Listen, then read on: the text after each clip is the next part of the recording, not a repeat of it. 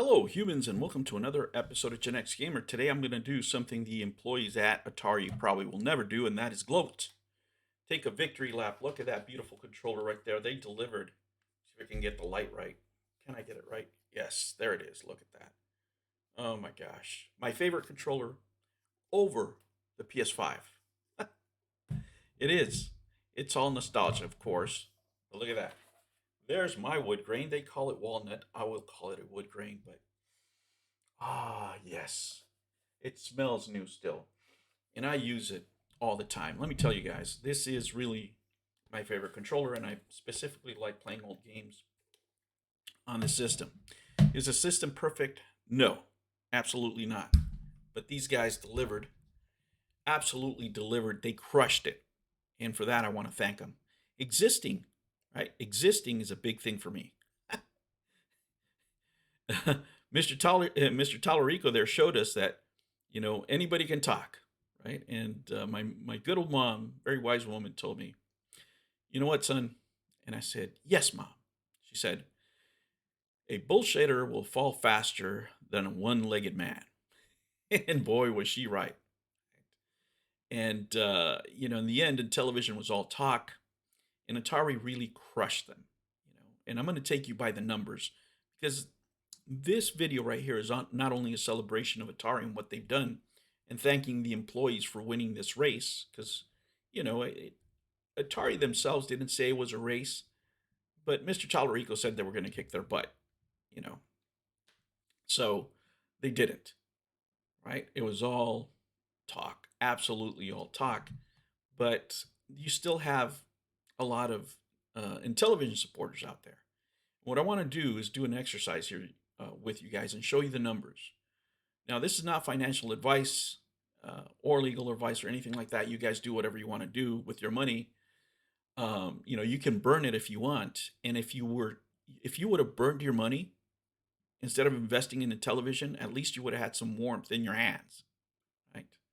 And let me show you how bad Mr. Tallarico was for the destruction of capital.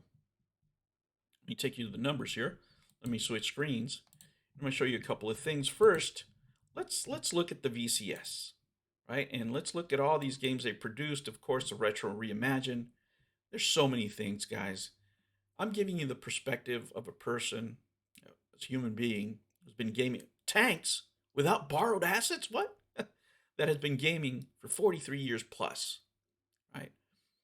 Been gaming more than longer than most of my audience has been alive, right? So we have different perspectives. This machine is for a specific kind of customer, empty nesters. We have our likes, our hobbies. Look at those graphics. You're not going to see that on Amico. We have the disposable income to do these kind of things, to buy our toys, right? They're not for everybody. But let me tell you, I really do enjoy the console, and most of the time I'm playing old games. I'm playing old Atari games, old 7800 games. Of course, I have the service. But I really do want to thank the employees at Atari for actually delivering what they said they were going to do, right? Which is a lot to ask these days, especially in the gaming environment that we have. Now, is a console perfect? No. Does it need work? Yes. Right? But remember, Atari is a small company with a big name, right? And I'm paraphrasing one of the devs, but it's true. But it exists. Look, besides the games, if you just took the Retro Reimagined, right? If you just took the Retro Reimagined, that would be enough for some people, right? But they have products. Of course, they went into NFTs, crypto, Web3, all that stuff. But at its core, it's a gaming company, a small gaming company, and they're in the process of building. Right? If you look at them, they're growing little by little, right? And not everything is it may appear to be for some people, but what I like to look at is numbers and progress. They're still releasing more games, right? They're just releasing new hardware in conjunction with another company. So they're moving forward. They're trying to find the best ways to produce their products and lower costs. Right? These are things that companies go through, but it shows that they're working with things that actually exist, right? That's That's a big sales pitch for me.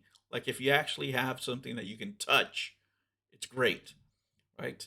But let's look at these numbers and let me show you how badly Atari beat Intellivision and how they made Thomas Tallarico eat it, all his words, every single one of them. Here's a war chest for the Atari VCS, $3,058, $58,151, right? 3 million, right? This is you're looking at Yahoo Finance right now. That's what you're looking at. Here's Intellivision. Intellivision, last funding was 12,700,000, right? About 4 times the amount. But that was just the last funding round. If you want to dig deeper, if you want to look at the total founding amount, and the reason people say, 17 million is because it's 16.4, at least that's what's available publicly. This is Crunchbase. So they had more than 5 times the war chest than the VCS had. And all they did with it was destroy capital, right? Not develop what they promised. The employees weren't qualified.